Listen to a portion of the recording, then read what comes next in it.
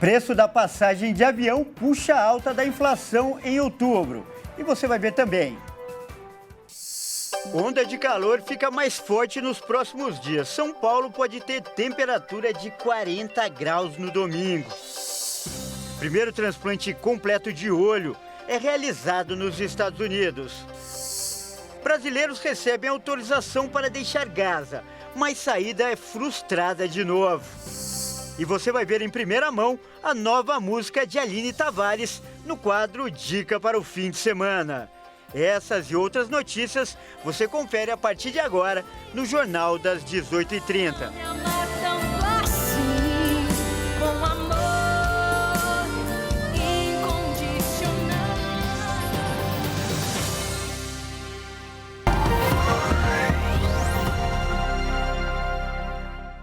Olá, muito boa noite. São 18h33 pelo horário de Brasília. Eu sou o Kleber Werneck e a partir de agora você acompanha comigo as principais notícias do Brasil e do mundo desta sexta-feira.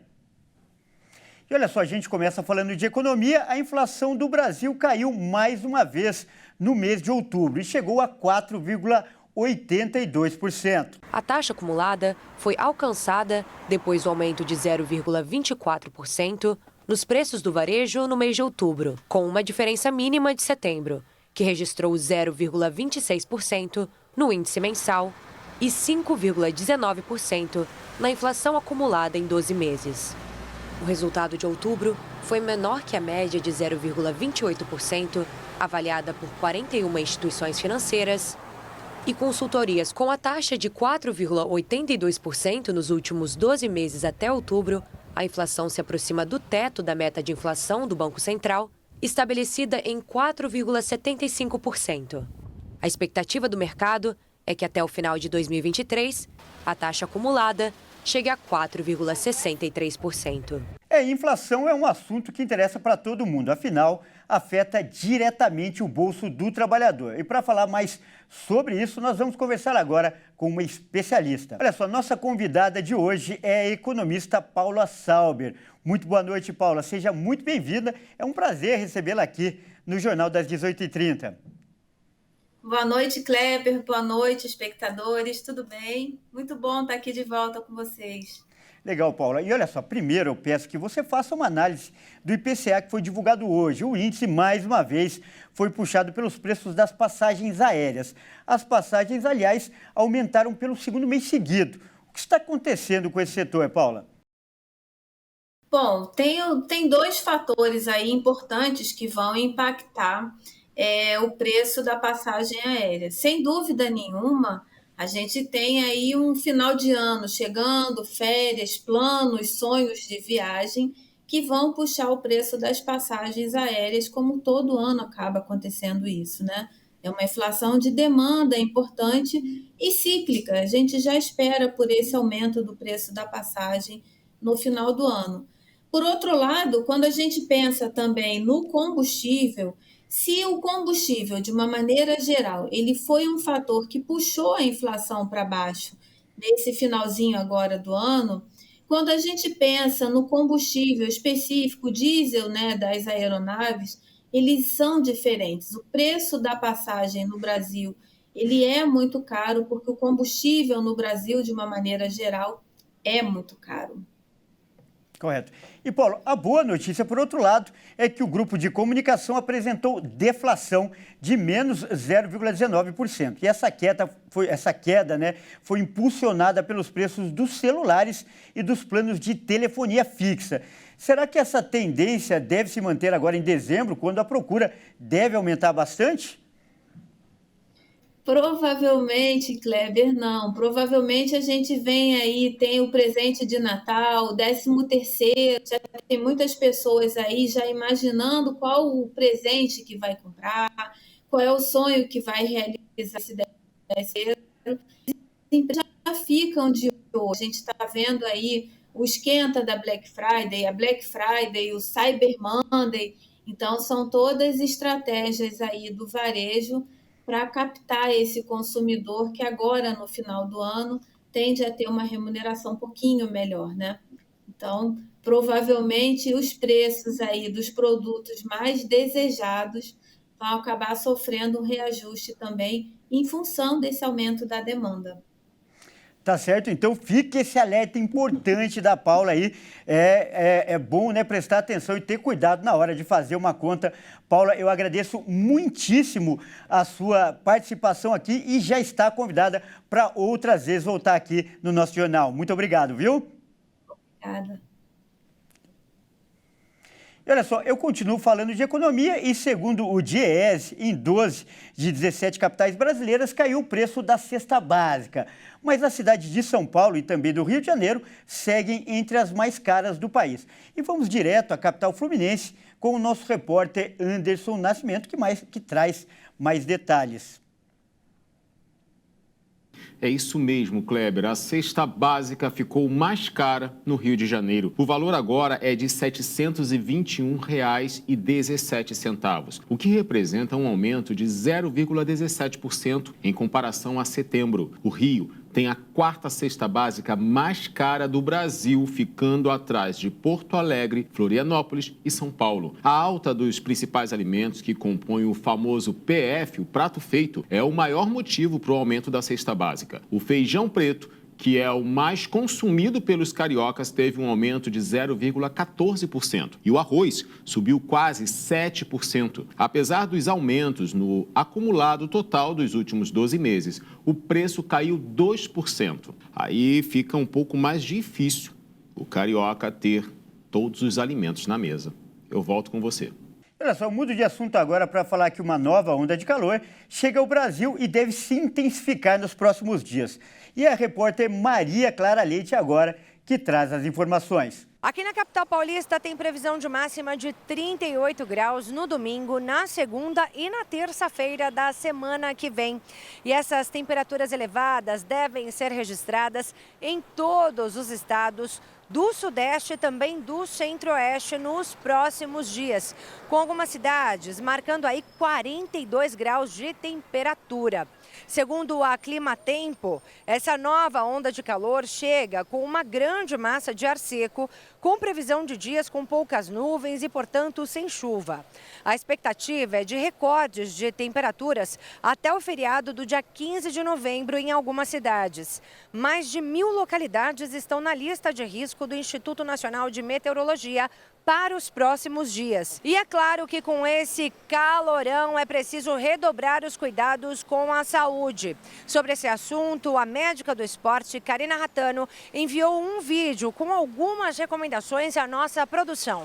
Vamos ver. Estar hidratado, você conseguir beber água antes, pelo menos 500 ml, 800 ml, meia hora antes é importantíssimo. Por quê? Para a gente evitar a desidratação. Pode levar a cãibra, a dor muscular, a arritmia cardíaca e até mesmo a parada cardíaca. Pode levar à morte. Passar o protetor solar. Retocar esse protetor solar também vai ser importante para proteger a pele. A gente tem que lembrar ali também que o câncer de pele é algo emergente. Então, em relação à performance, para eu ter uma melhor performance, manter hidratado, tomar água, mas também uma boa alimentação e filtro solar. E ainda falando de saúde, a primeira vacina contra a chikungunya foi hoje aprovada pela agência regulatória norte-americana, a FDA.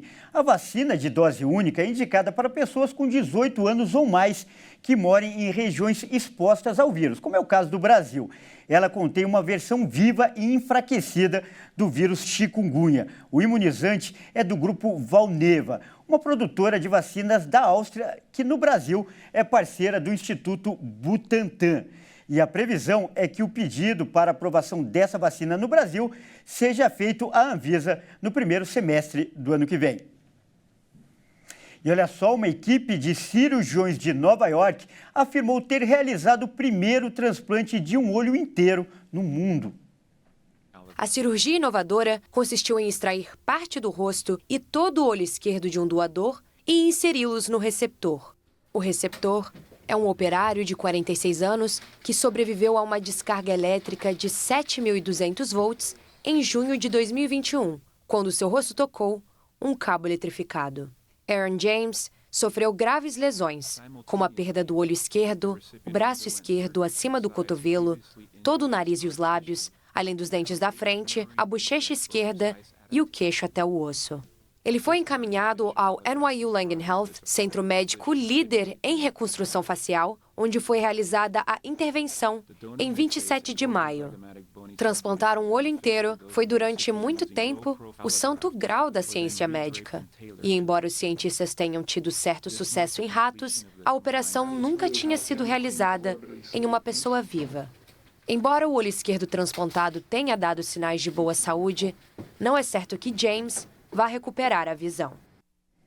E veja a seguir, brasileiros recebem autorização para deixar Gaza, mas a fronteira com o Egito é fechada novamente. E ainda, nas dicas para o fim de semana, a nova música de Aline Tavares. Nós voltamos já.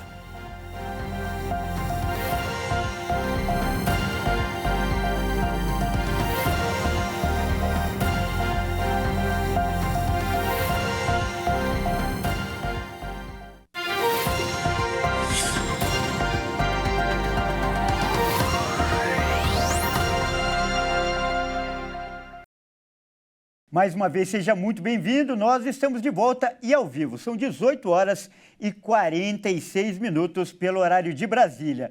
E olha só, agora é hora de falar de futebol aqui no Jornal das 18h30. E quem traz as informações para a gente é ele, Leonardo Félix. Boa noite, Léo. Mais uma vez, seja bem-vindo, Léo. Boa noite, Kleber. Boa noite a todos que nos assistem aqui no Jornal das 18h30. E vamos começar falando do ainda líder do Brasileirão, e que tem o clima pegando fogo. Desde ontem, após a quarta derrota seguida no Brasileirão contra o Grêmio, por 4-3 em São Januário, o Botafogo agora busca um novo técnico. Mas por enquanto, Lúcio Flávio segue no comando da equipe, que está concentrada em Atibaia, no interior de São Paulo, onde se prepara para a partida de domingo contra o RB Bragantino. O clube já iniciou contatos com treinadores que assumiriam para a reta final do Brasileiro e comandariam a equipe apenas nos últimos 6 jogos. O primeiro a recusar a proposta foi Cuca.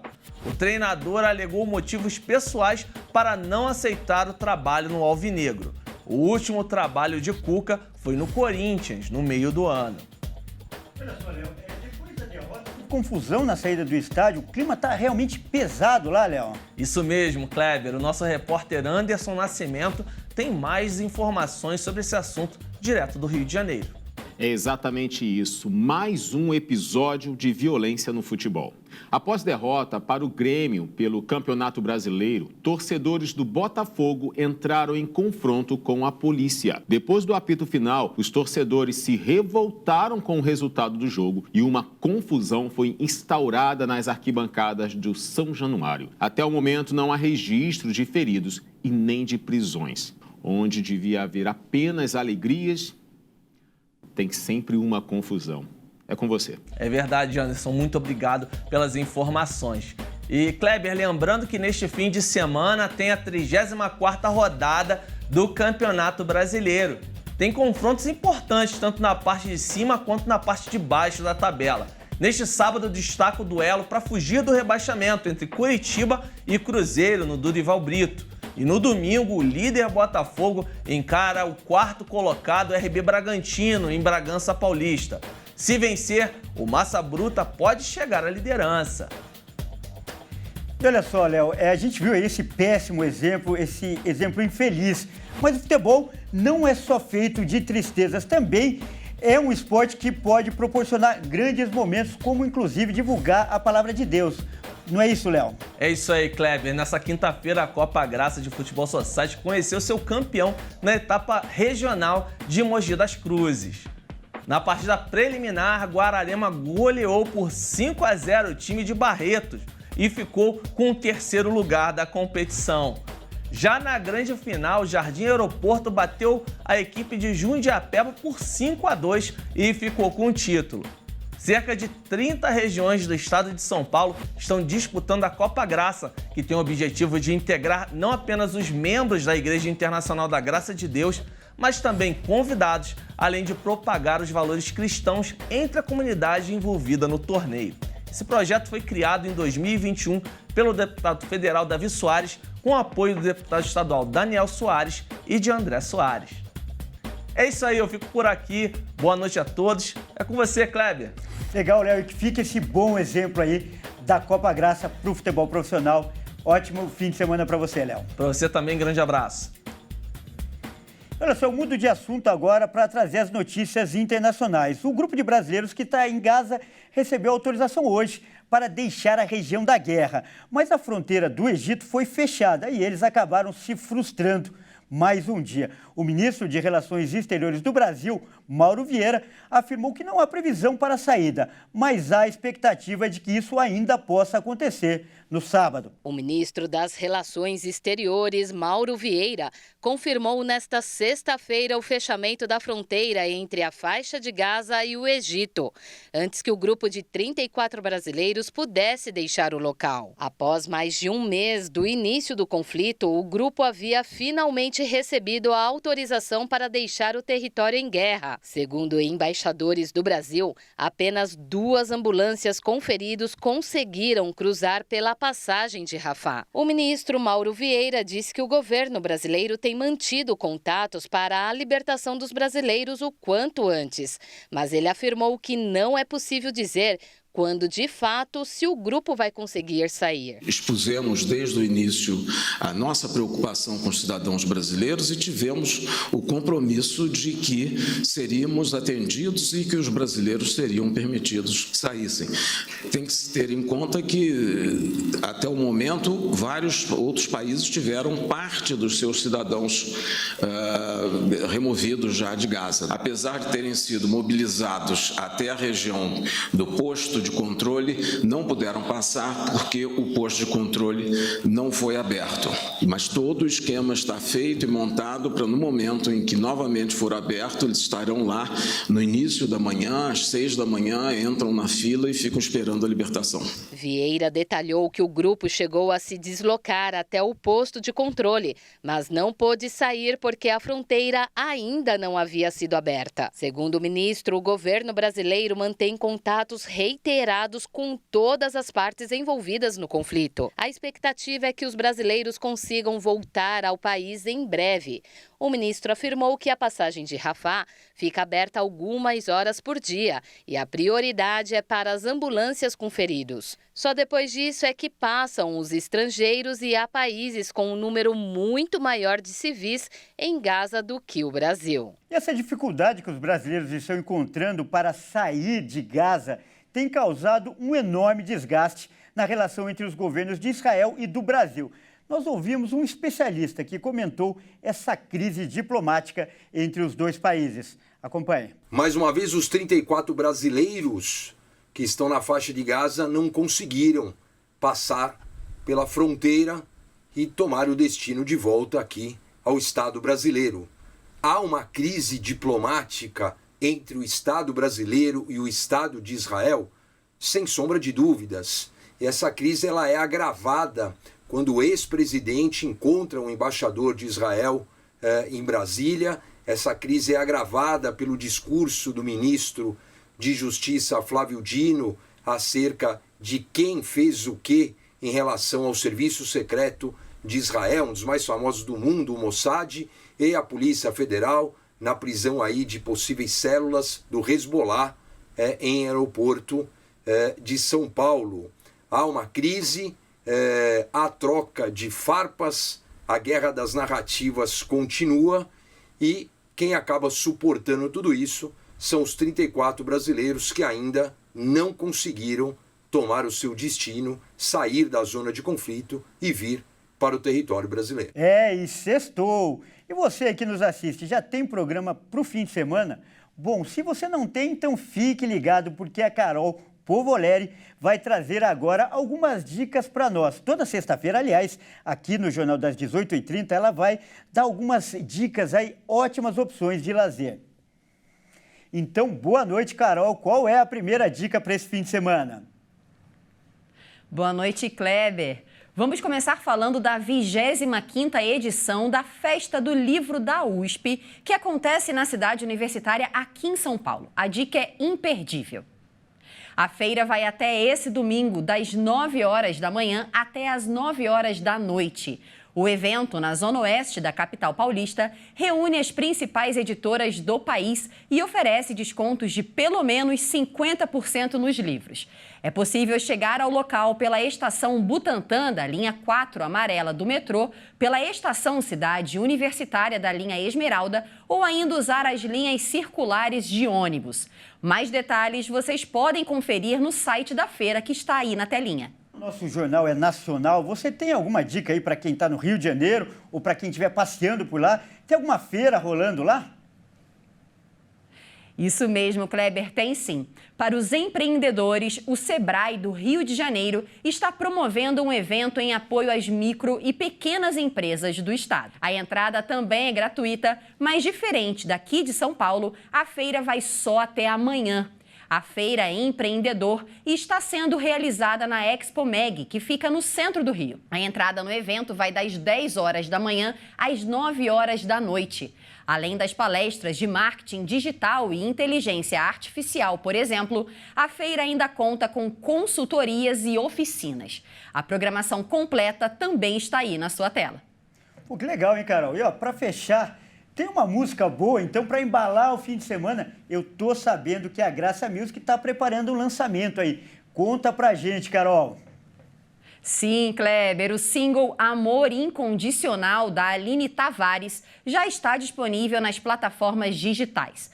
Mas quem traz pra gente mais desse lançamento é a própria Aline. Boa noite, Aline. Olá, Carol, boa noite. Que alegria poder estar aqui hoje falando sobre mais um lançamento e esse que é tão especial de uma canção que eu amo, composta pelo missionário R.R. Soares. Essa canção, ela traz a mensagem do amor incondicional de Deus pelas nossas vidas. Preço tão alto por alguém tão falho. Essa canção, ela vem para nos dizer que o amor de Deus, ele é tão grande e em nenhum momento ele nos deixa só. Então, apesar das lutas serem grandes, apesar das circunstâncias infelizes acontecerem na nossa vida, nada anula o grande amor incondicional que Deus tem por todos nós. E o meu propósito, o meu desejo é que essa canção alcance os lares, as famílias, as almas e que quando as pessoas ouvirem essa canção, elas possam sentir o abraço do Espírito Santo.